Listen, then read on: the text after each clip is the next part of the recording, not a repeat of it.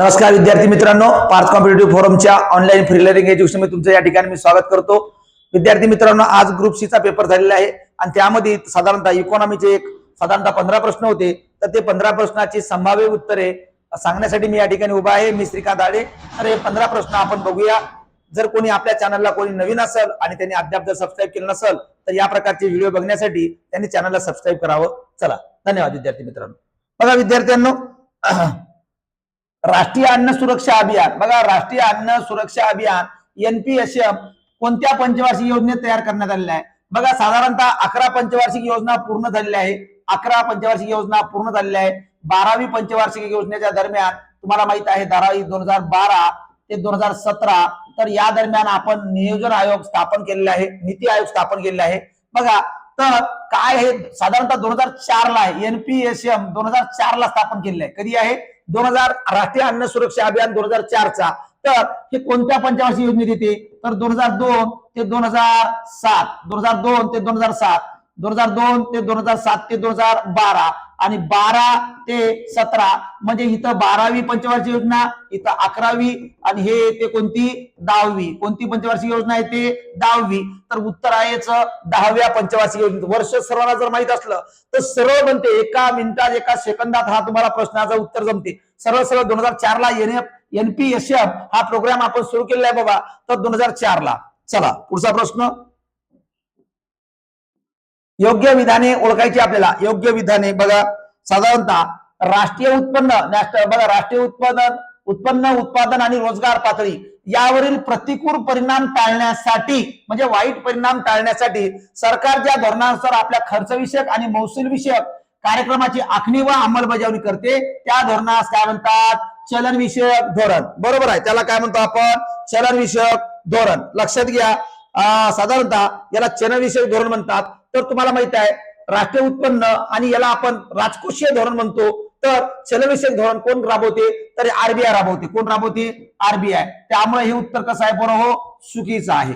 बरोबर आहे, चुकीचं आहे। पुढे बघा, अर्थव्यवस्थेमध्ये कार्य सुरळीतपणे चालण्याच्या दृष्टीने राजकोषीय धोरणाला 1929-33 च्या महामंदी नंतरच्या काळात अधिक महत्व प्राप्त झाले।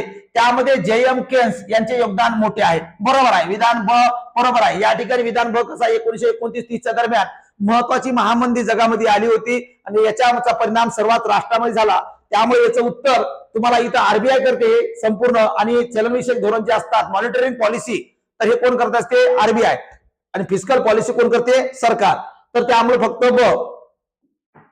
पुढचा प्रश्न बघा बरोबर, साधारणतः पुढील पैकी बरोबर जोडी ओळखा। बघा परत तुम्हाला आयोग विचारलं 13वा 14वा 15वा 16वा, मागच्या वेळेसच्या कंबाईन ग्रुप मध्ये सुद्धा प्रश्न होता आणि परत विचारलेला आहे 14व्या वित्त। बघा कोणती जोडी बरोबर नाही, बघा कोणती जोडी बरोबर ते ओळखा म्हणते। 14वा वित्त आयोगाचे अध्यक्ष YV रेड्डी, बरोबर आहे, सर्वांनाच माहित आहे। बरोबर आहे ना? 15व्या NK सिंग, 16व्या अरविंद पनगारिया, 13वा विजय केळकर। तर बघा बाकीचा काही संबंधच नाही हो, सरळ सरळ काय विचारलं? जोडी योग्य का? बाकीचा ऑप्शन आहे का? काहीच नाही।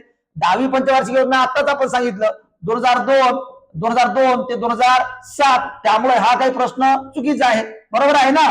तर सरळ सरळ उत्तर आहे 1। बाकीचं काही बघायची गरजच नाही आहे, सरळ सरळ प्रश्नाचं उत्तर 1 येते। पुढे चला, खालीपैकी कोणता पर्याय, बघा खालीपैकी कोणता पर्यायाच्या संदर्भात बघा आपल्याला काही पर्याय दिलेले आहे।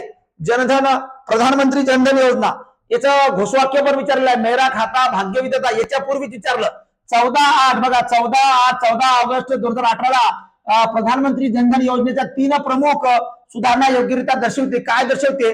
तर बघा सरळ सरळ आहे, ओव्हरड्राफ्ट मर्यादा वाढवलेली आहे, ओव्हरड्राफ्ट, विमा संरक्षण वाढवलेले आहे, वयोमर्यादा काय केलेली आहे? वाढवलेली आहे। या तिन्ही सुविधा दर्जा आपण केलेल्या आहे 0 बॅलन्सवर, ज्याचं गिनीज वर्ल्ड रेकॉर्ड आहे। सर्वात जास्त खाते काढलेले आहे महिलांचे भारतामध्ये, ते कशामुळं? जनधन खात्यामुळं। बरोबर आहे, त्यामुळं हे प्रश्न आज आला आहे, अपडेटेड प्रश्न आलेला आहे तुम्हाला। योजनेच्या संदर्भाचा इकॉनॉमिकली प्रश्न विचारलेला आहे। पुढे बघा 1991 मध्ये स्थापन झालेल्या 1991 मध्ये स्थापन झालेल्या यम नरसिंहन समिती, बघा यम नरसिंहन समिती 1991 ला पण आहे आणि परत 1997 ला पण आहे आणि दोन्ही ठिकाणी त्याचं काम एकच आहे, वित्त विषयक सुधारणा. रुपयाची परिवर्तनीयता तारापोर समिती आहे. कोण आहे याची? तारापोर समिती. कोणती समिती आहे? तारापोर समिती. संबंधच नाही आहे, बरोबर आहे. एडी तिवारी लक्षात घ्या. एडी उद्योगाचे आजारपण लक्षात घ्या. एडी तिवारी उद्योगाचं आजारी जे काही बंद पडलेला उद्योग आहे त्याच्या संदर्भातचं आहे आजारी उद्योग. एडी तिवारी. रुपयाची परिवर्तन तारापोर वित्तविषयक सुधारणा. उत्तर आहे 4. उत्तर आहे एम नरसिंहन समिती वित्तविषयक बाबी संदर्भात आहे. पुढे बघा, सरकारने 2016 मध्ये राजकोषीय जबाबदारी आणि अर्थसंकल्प व्यवस्थापन FRBM कायद्याचा आढावा घेण्यासाठी यांच्या अध्यक्षतेखाली समिती स्थापन केली. तुम्हाला माहिती आहे बरोबर, FRBM कायदा कधी आहे तर 2003 चा. कधीचा आहे? 2003 चा FRBM कायदा आहे आणि साधारणतः याचा आढावा 2016 ला घेण्यासाठी तुम्हाला माहिती आहे NK सिंग. कोण आहे? NK सिंग. याचं उत्तर सरळ आणि सरळ आहे, NK सिंग दिलेला आहे. पुढे चला, पुढचा प्रश्न बघा. नीती आयोगावर प्रश्न विचारला बघा. नियोजन आयोगावर पण प्रश्न आहे, नीती आयोगावर पण प्रश्न आहे बघा. नीती आयोगची स्थापना या दिवशी झाली. बघा, नीती आयोगाची स्थापना तुम्हाला माहिती आहे, आपण आता सांगितलं 12व्या पंचवार्षिक योजनेच्या दरम्यान झाली आहे आणि स्थापना 1 जानेवारी 2015 ला झाली आहे. 1 जानेवारी 2015 ला नीती आयोगाची स्थापना. सरळ सरळ आहे. काही विद्यार्थ्यांनी 26 जानेवारी करण्याचा प्रयत्न केलेला आहे, तर 1 जानेवारी याचं उत्तर आहे बरोबर. आणि हे 15 वर्षासाठी तुम्हाला माहिती आहे थिंक टँक 15 इयर्स साठी आपण तयार केलेली आहे नीती आयोग आणि दरवर्षी याचा आपण आढावा घेतो. नियोजन आयोगाच्या ठिकाणी आता सध्या नीती आयोग भारतामध्ये आलेला आहे. पुढे बघा बरोबर, पुढचा प्रश्न. दारिद्र्य रेषेच्या व्याख्याचे स्पष्टीकरण कोणत्या समितीने केलेलं आहे? तुम्हाला माहिती आहे BS मिनास असेल, दांडेकर समिती असेल, रथ समिती असेल, रंगराजन तेंडुलकर समिती असेल, रंगराजन समिती असेल, तर हे सगळ्या समिती जी आहे ना, तेंडुलकर रंगराजन समिती, हे दारिद्र्याच्या समिती संदर्भाचं आहे. दारिद्र्य आणि हे वित्तीय संदर्भाचं आहे आणि हे तुम्हाला माहित आहे विमा नियामक संदर्भाचं आहे आर्यन मल्होत्रा, बरोबर आहे. निर्गुंतवणूक संदर्भाचं आहे. त्यामुळे उत्तर अ आणि ब काय आहे? अ आणि ब उत्तर आहे दुसरं. दारिद्र्य रेषेच्या व्याख्याच्या स्पष्टीकरण संदर्भाचं आहे. पुढचा प्रश्न बघा बरोबर. बघा, विविध उद्योग धोरण आहे. भारतातलं पहिलं उद्योग धोरण 18 वर्षासाठी होतं, बरोबर आहे. मुखर्जी यांच्या अध्यक्षतेखाली 18 वर्षासाठी होतं. काय विचारलं आहे? औद्योगिक धोरणाबाबत पुढीलपैकी चुकीचे विधान कोणते? कोणते चुकीचे विधान आहे या संदर्भात विचारलंय. 1948च्या औद्योगिक धोरणाने भारतासाठी मिश्र अर्थव्यवस्थेचा स्थापनेचा काय केलेलं आहे? उद्दिष्ट स्पष्ट केलं आहे, बरोबर आहे. भारतामध्ये 1948 ला 8 वर्षासाठी धोरण होतं. किती वर्षासाठी? 8 वर्ष. आणि या ठिकाणी श्यामाप्रसाद मुखर्जी यांच्या अध्यक्षतेखाली आपण हे उद्योग धोरण तयार केलं होतं, मिश्र अर्थव्यवस्था, बरोबर आहे. समाजवादी आणि भांडवलशाही या दोघांचं एकत्रीकरण, बरोबर आहे. 1948च्या औद्योगिक धोरणापेक्षा 1956चं जे दुसरं औद्योगिक धोरण होतं, त्या औद्योगिक धोरणाने सार्वजनिक क्षेत्रातील उद्योगांना त्याच्या विकासाला अधिक महत्व दिल्याचे काय ते दिसून येते. काय ते महत्व दिल्याचे दिसून येते, बरोबर आहे, बरोबर आहे. 1991च्या धोरणानुसार म्हणजे LPG पॉलिसी लिबरलायझेशन, उखाचा धोरण म्हणतो याला आपण, उखाचा धोरण, बरोबर आहे. क्षेत्रासाठी सार्वजनिक फक्त 17 उद्योग राखून ठेवले होते, असं अजिबात नाही आहे. तर हे चुकीचं आहे. विधान क काय? चुकीचं आहे. तर काय विचारलं चुकीचे विधान? फक्त क. ऑप्शन नंबर 3 फक्त क. चला पुढचा प्रश्न बघा इकॉनॉमीचा. चला, राष्ट्रीय लोकसंख्या धोरण बघा. लोकसंख्येचा अप्लाइड प्रश्न विचारला. मागच्या वेळेस सुद्धा असाच प्रकारचा अप्लाइड प्रश्न विचारला होता. राष्ट्रीय लोकसंख्या धोरण 2000च्या उद्दिष्ट समाविष्ट आहे. 2000च्या लक्षात घ्या. स्थूल प्रजनन दर घटवणे, स्थूल प्रजनन दर घटवणे, बरोबर आहे. प्रजनन दर घटवणे लोकसंख्या धोरण आपण केलं 2000 ला आणि त्यावेळेस प्रजनन दर जे आहे जन्मदर घटवणे, बरोबर आहे. 2045 पर्यंत लोकसंख्या स्थिर ठेवणे, बरोबर आहे. 2045 पर्यंत काय करणे? लोकसंख्या स्थिर ठेवणे. स्त्री पुरुष लिंगभाव समानता आणणे हा 2000चा धोरणाचा उद्देशच नाही आहे, 11चा आहे. 2025 मध्ये 100% नागरीकरण साध्य करणे हे 11चा आहे, हे सुद्धा नाही आहे. त्यामुळे अ आणि ब, फक्त अ आणि ब. काही विद्यार्थ्यांनी चौथं लिहिलं असं, याचं उत्तर अ आणि ब इथे फक्त बरोबर. पुढे चला. सार्वजनिक कर्जाच्या स्थिरतेसाठी बघा, सार्वजनिक कर्जाच्या स्थिरतेसाठी सामान्यतः स्वीकृत निकष बघा, सामान्यतः स्वीकृत निकष हे आहेत बघा. विशिष्ट कालावधीत कर्ज शून्य असावे, चुकीचं आहे. भविष्यातील कर्ज GDP गुणोत्तर आजच्या कर्ज GDP गुणोत्तराच्या विशिष्ट भागापर्यंत कमी केले पाहिजेत, बरोबर आहे.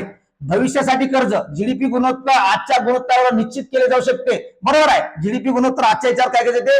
निश्चित केले जाते, बरोबर आहे. उत्तर आहे ब आणि क. उत्तर आहे ब आणि क. पुढचा प्रश्न बघा. साधारणतः इकॉनॉमीचा D सिरीज आहे आपली. D सिरीजचा पेपर आहे. अन्नधान्य बघा, बफर स्टॉक बघा, अन्नधान्य, अन्न सुरक्षा विधेयक सुद्धा आला. आणि परत अन्नधान्य संदर्भाचा आणखी परत प्रश्न आहे, अन्नधान्याचे बफर स्टॉक करिता काय असतात बघा. अन्नधान्याचे बफर स्टॉक कशाकरिता असतात बघा. किमतीतील चढउतार मर्यादित करण्यासाठी बघा. किंमत कधी कमी होऊ शकते, कधी जास्त होऊ शकते, यासाठी आपण अन्नधान्य साठा करून ठेवतो. अन्नधान्य निर्यात बघा, अन्नधान्य निर्यातसाठी काही संबंध नाही, आपण साठवून ठेवायचं, निर्यात करायचं आपल्या राष्ट्रासाठी महत्वाचा असतो. बियाणे पुरवठा याचा काही संबंध नाही. खुल्या बाजारात विकण्यासाठी बरोबर आहे, खुल्या बाजारात जर मार्केटमध्ये प्राइस जर जास्त झालेल्या काही गोष्टीची, तर त्यावेळेस आपण बफर झोन मधली काय करतो, स्टॉक बाहेर काढते सरकार. त्यामुळे हे उत्तर बरोबर आहे. अ आणि क उत्तर बरोबर, अ आणि ड उत्तर बरोबर. ऑप्शन आहे का, आहे. उत्तर आहे 2, अ आणि ड उत्तरेचं बरोबर येते. अन्नधान्याचा बफर स्टॉक. WTO आपल्याला बफर स्टॉकवर वारंवार विरोध केलेला आहे. WTO शरदचंद्र पवार भारताचे कृषी मंत्री असताना त्यांनी बफर स्टॉक झोन आपला वाढवला होता आणि याच्यावर WTO आपल्यावर टीका केली होती. जर भारतानं एवढ्या मोठ्या प्रकारचा बफर स्टॉक जर वाढवला तर इतर राष्ट्रांमध्ये भूकबळी होईल म्हणून. पुढे बघा, आपल्याला राष्ट्रीय कृषी बघा, राष्ट्रीय कृषी आणि ग्रामीण विकास बँक, राष्ट्रीय कृषी आणि ग्रामीण विकास बँक या संदर्भाचा प्रश्न बघा. राष्ट्रीय कृषी बघा, राष्ट्रीय कृषी आणि ग्रामीण विकास बँक म्हणजे नाबार्ड. नाबार्डची स्थापना, नाबार्ड ही कृषीचा पुरवठा करणाऱ्या बँकांना वित्तीय पुरवठा करणारी बँक आहे. आणि सरळ पोरा याचं उत्तर आहे 12 जुलै 1982 ला तुम्हाला माहिती आहे शिवरामन समितीच्या नुसार यांना नाबार्डची स्थापना आहे. नंतर तुम्हाला याला लिगली परवाना मिळालेला आहे. 12 जुलै 1982 ला नाबार्डची काय आहे, स्थापना आहे. पुढे बघा, प्रश्न क्रमांक 34. इथं बरेचसे पोरं चुकले. आरबीआयच्या कोणत्या कायद्यानुसार शेड्यूल बँक आणि नॉन शेड्यूल, अनुसूचित बँका आणि बिगर अनुसूचित बँका असे वर्गीकरण केले आहे बघा. आरबीआय ऍक्ट कधी वाचलं का रे पोरं, नाही. त्यानंतर आरबीआय ऍक्ट 1956 वाचलं काय रे, नाही. आरबीआय ऍक्ट 1934 यानुसार काय आहे, आरबीआय संदर्भातच आहे, सरळ दिलेलं आहे. बँकिंग नियमन कायदा 1949 सरळ अरे बँकेचं शेड्यूल आणि नॉन शेड्यूल 1949 नुसार आहे. बँकाचं राष्ट्रीयकरण करणारा कायदा म्हणजे भारतातली बँकाचं कायदे किंवा जाळे विणले गेले, सरळ आहे रे, वाचता यावं. मी काय म्हणतो, मराठी वाचता आलं पाहिजे. हे वाचता येत नाही म्हणून असे प्रश्न आपले जातात. चला पुढचा प्रश्न, शेवटचा प्रश्न इकॉनॉमीचा बघा. पुढे लोकसंख्ये संदर्भाचा आणखीन एक प्रश्न दिलेला आहे तुम्हाला. लोकसंख्ये संदर्भाचा बघा, लोकसंख्या संक्रमण सिद्धांतातील तिसरा टप्पा कोणता बघा. लोकसंख्या संक्रमणातील तिसरा टप्पा, जन्मदर आणि मृत्यूदर दोन्ही जास्त, बरोबर आहे.